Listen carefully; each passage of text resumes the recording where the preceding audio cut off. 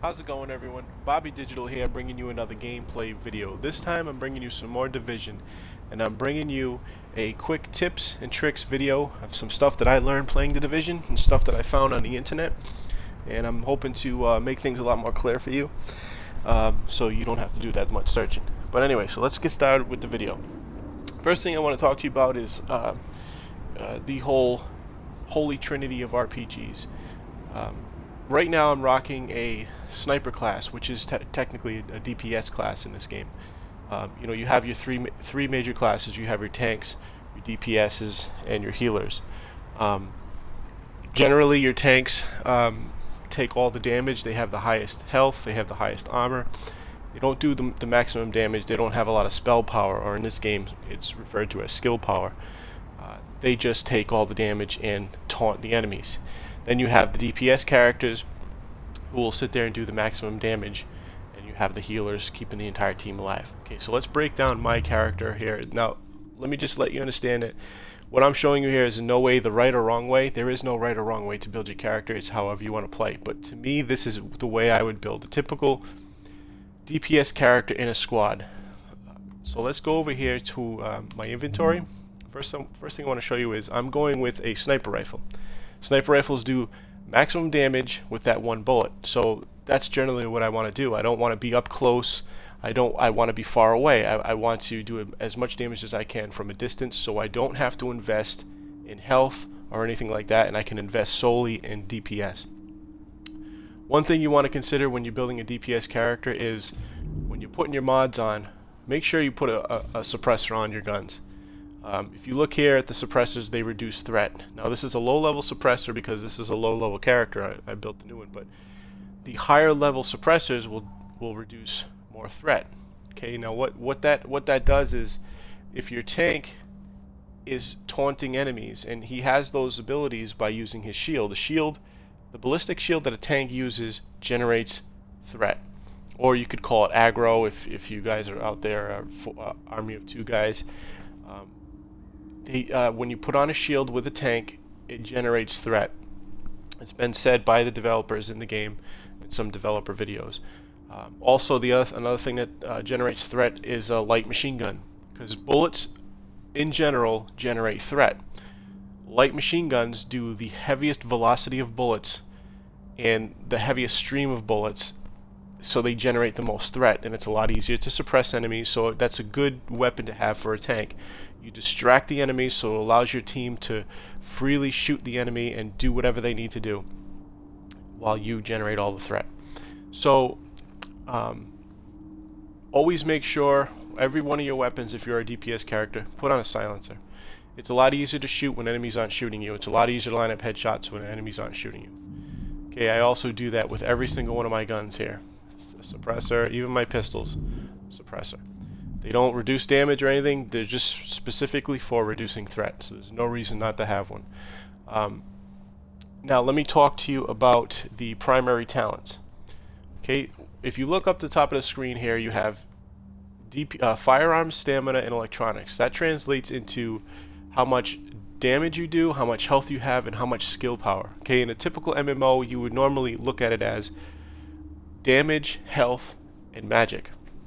Okay, the more firearms you have, the more damage you do. The more stamina you have, the more health you have. So that's typically what a tank would want. The more electronics you have, the more potent your abilities are, or spells. That's generally what a healer or medic would want to use, because when they throw out a heal bag or a healing station, they want to heal the most as possible. Let me show you how one way it is you can build those particular primary stats up. So if you look at my gear here, if you look on the right, it has, of course, it has armor, an armor stat and a level, but it also has those particular categories: firearms, stamina, and electronics. This particular piece of gear has electronics plus 23. It's not something I would really want to use as DPS, but it's all I have. But generally, I want to lean toward damage and firearms. So if you look at this piece of gear right here, it's my holster that I'm wearing. It's only a level 17. I'm sorry, it's only an armor rated of 17, and it's only a level 7. I also have this that's better if you look at the numbers of the level and the armor, but however, look at what it does to my DPS. It reduces my DPS from 99 to 76. It does boost my health up, but that's not what I want to do. If I'm a sniper DPS, I'm off in the back. I shouldn't be getting shot. My tank should be doing that, and if he's not generating the threat of all the enemies, then he's not doing his job. It also increases my skill power, which is nice because that means my grenades, my sticky bombs, and things like that do more damage, but I generally want to do DPS damage with my weapons. Now you look at that and you say, 99 and 76, that's not really a big deal. Well, let me show you why it is a big deal. Okay, right now with this lower piece of level armor that I have, this holster, I am doing more firearms. I'm at 99. Now let me show you, let me tab over to character and look at this stat screen right here. It says firearms is at 99. Firearms increase weapon damage by 99%. Okay, now watch what happens when I switch this out for a low, that other piece of gear here. It has less. Now I'm going to drop firearms, but I'm going to go up armor. Okay, now my firearms is only 76%. Let's tab over to character. My weapon damage just decreased to 76%. Now this is only a weapon damage bonus. Of course, you still have your base firearms, your base DPS, your base health, and your base skill power. These gear pieces just add more. So as a DPS, I think I would rather have 99% bonus damage instead of 76. So I'm going to go back over here and I'm going to drop this piece of gear on. Even though it's a lower level, I'm still going to use it. Plus it has some nice little perks there. Sticky bomb damage.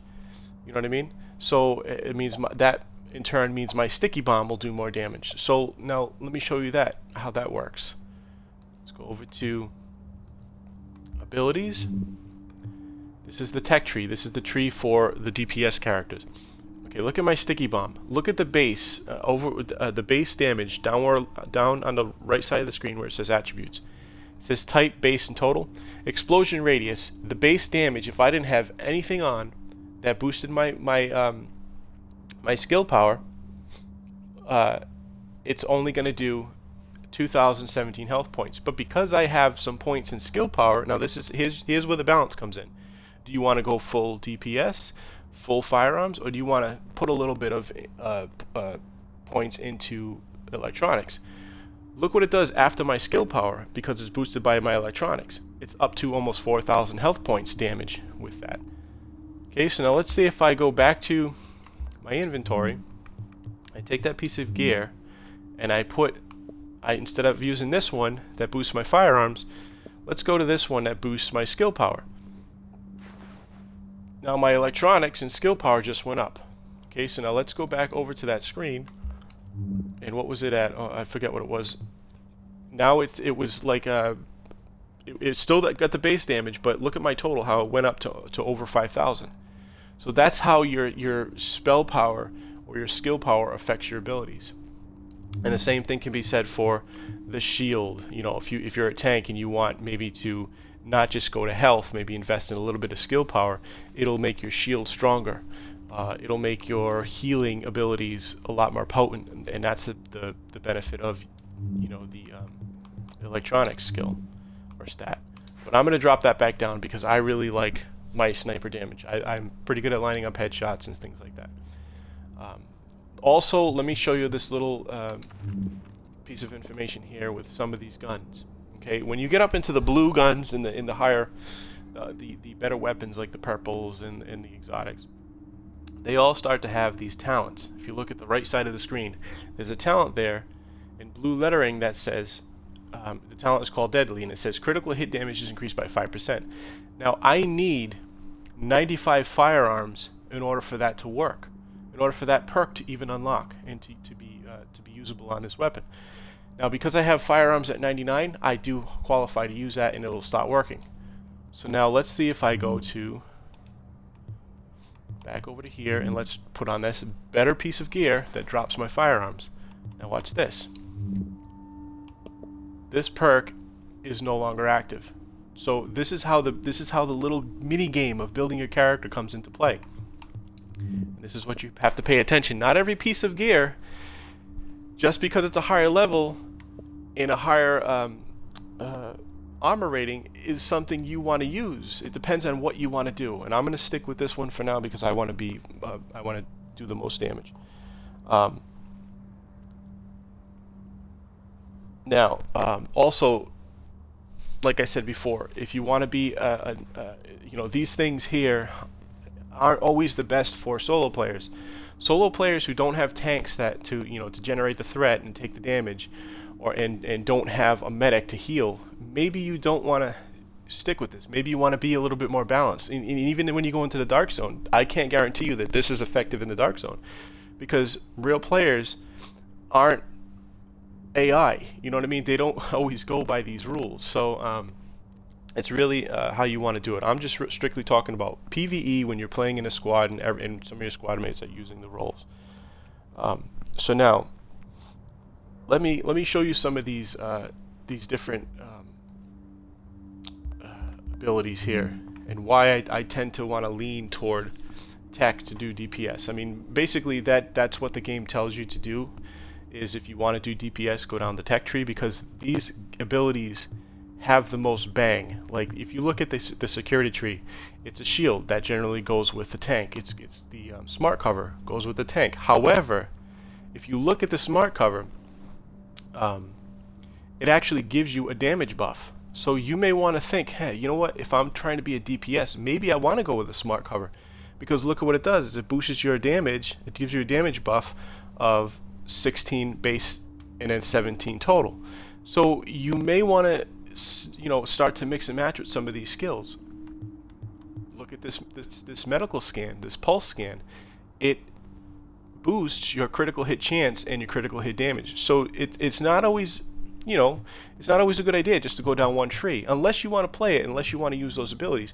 But this game gives you a lot of options to build your character. Also, too, let's take a look at these talents. These talents are more like the passive talents when you're playing. I'm sorry, I just got an invite there. But anyway, if you go and you look at some of these talents, you can unlock these in the wing by unlocking things in the wing, and they actually will help your character. Like for example, this one here: enter any cover to reduce recoil by 25% for 10 seconds. I can go ahead and equip this talent, and I have 4 slots. In order to get more of the slots, I have to level up. But I can equip this. Now every time I get in the cover, I reduce my recoil by 25%, and my follow-up shots are easier. That's good for a sniper. It's also good for a tank. Think about a tank who's trying to get close to the enemy, has a light machine gun, or a heavy machine gun, whatever you want to call it, runs into cover. Now you know that the heavy machine gun has a lot of recoil. And a cool little tip for you guys who are using these LMGs: the longer you hold that machine gun down, it has a built-in mechanic. The longer you fire it constantly, the more stable that machine gun gets. So the game encourages you to fire volumes of fire. But this is also nice because if you're using an LMG, you get in a cover, you are automatically reducing your recoil by 25% for 10 seconds. That's also good for a sniper because sniper rifles have a lot of recoil. Here's another good one for sniper guys. One is none. This is the talent that I generally want to use. Headshotting a hostile has a 50% chance of not consuming the bullet. I've seen this in action, and it actually is pretty nice because when you start playing in the higher levels, you start running out of ammo, and those headshots will actually come in handy. Those saving those bullets. Let's tab over here to perks. Now these aren't like the talents, where the talents you equip 4 at a time. These perks will actually, once you unlock them, they're always good. They're always working, and these unlock whenever you buy upgrades to your wings in the base. Let's go over there and let's take a look at some of that stuff in the base.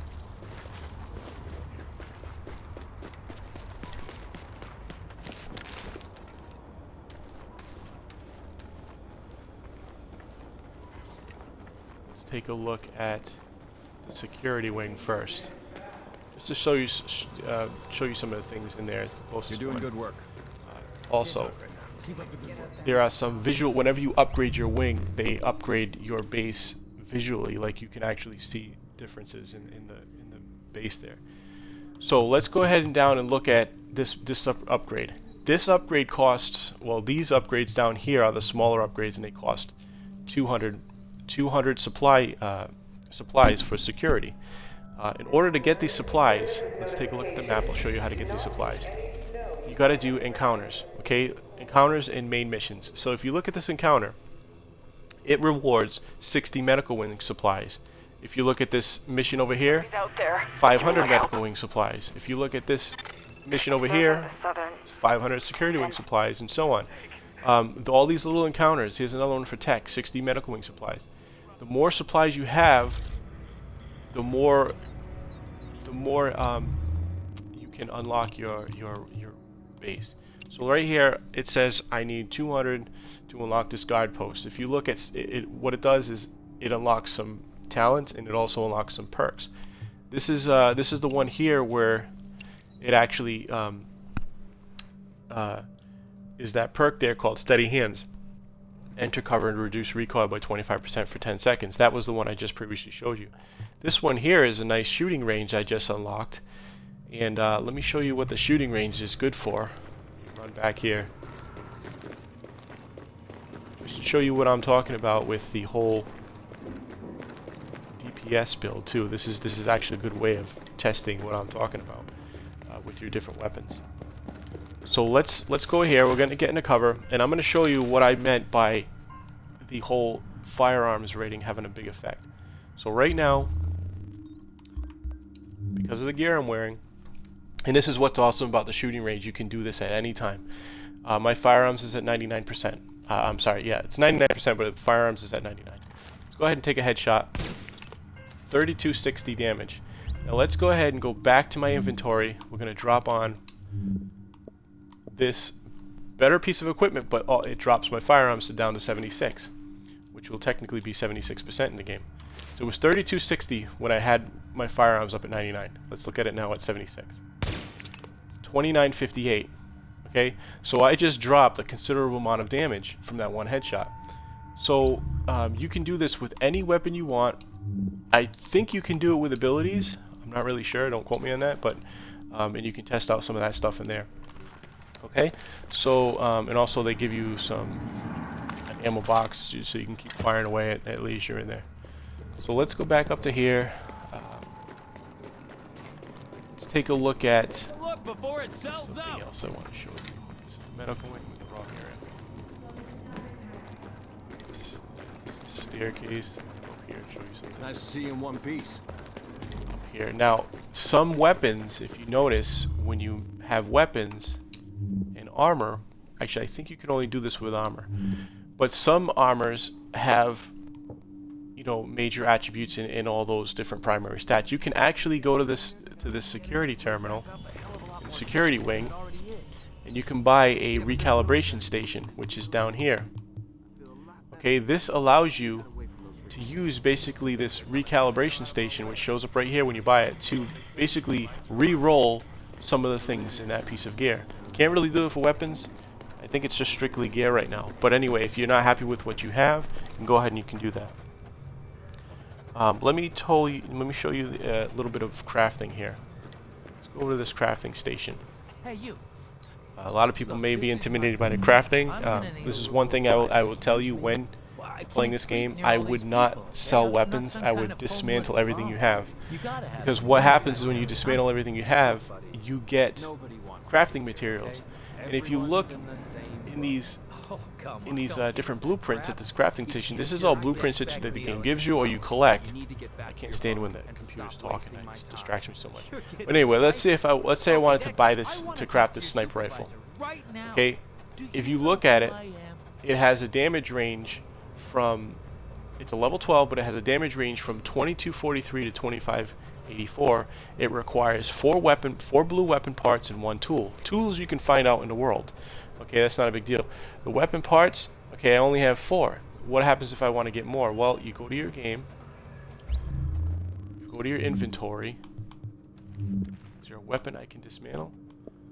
Let's go ahead and dismantle this and watch what happens. First, you can either mark everything as junk that you want to dismantle, or you can mark or you can just do one at a time. I'm just going to hold the left stick in, and I'm going to dismantle this. I get 2 weapon parts. Now, that's not what I need. I need 4 blue weapon parts. Well, I can go to this crafting station. I can scroll down to the materials conversion section. I can make blue weapon parts with 5 green weapon parts because it makes 1 blue. I can keep doing this until I get enough blues to make that sniper rifle up here. Okay. Now, of course, you can see it has a random talent and it has random damage. So I mean, it's kind of a hit or miss. You can keep doing this until you perfect one, or you can even take that gun and move over to the recalibration station and try and roll for a perk. Now, correct me. You can't do this with weapons. You can only do it with gear, but you can also craft gear. So this same thing can be said with the gear. Okay. So let me just check my list, see if there's anything I missed. Oh, how do you get blueprints? Okay, blueprints for this crafting station. Let's go ahead and we'll look out in the world. There are side missions. Okay, these side missions, look at the side mission right here. It rewards a Tyrant Suppressor blueprint. Okay, which is great because that blueprint now is going to be forever at my crafting table. I can craft them whenever I want. Now, here's another thing. When you get in a game and you're just starting out, you may not really know what to do first. Okay, here's a good tip that I learned. My buddy Pyro said that this was the way to go, so I trust him. He's already level 30. The kid knows what he's doing. If you go to each district, like this is a district of Chelsea, this is a district of Hudson Yards, this is a district of Pennsylvania Plaza. Each district has a safe house. This would be the hub here. If you look over here, this Hudson Yards has a safe house right here, Kerman Station. In each safe house, there is a JTF officer. Stands for Joint Task Force. He gives out side missions just like these. If you clear all the side missions in an area and you return to him, he will actually give you a nice boost. And actually, right here, I actually did clear all the side missions, and I kind of saved this for you guys to see what happens when you come back. So I'm going to come back to this lady. This is the JTF officer for this area, which is Pennsylvania Plaza. I'm returning to her after I completed all my side missions. Agent, the fact that you are not grievously wounded and being eaten she just gave me alive an by extra wild 2,000 dogs is a XP testament to and your a blue weapon mod blueprint. Good work in any case. So if you keep doing that, that's a good way to level yourself up so you can go into some of those more those main missions, put it on hard difficulty for the extra challenge, for the extra XP, for the better loot drops and stuff like that, instead of just sticking with the normal. And it'll actually put you up in that nice level that gives you a cushion to do that activity on hard. So anyway, these are most of the things I wanted to talk to you about and some of the things that I found along the way. I hope this makes things more clear for you guys. I'm gonna try and keep up and make some more of these things as I get further on in the game. But that's it for today anyway. Hope you enjoyed the video. Bobby Digital signing out.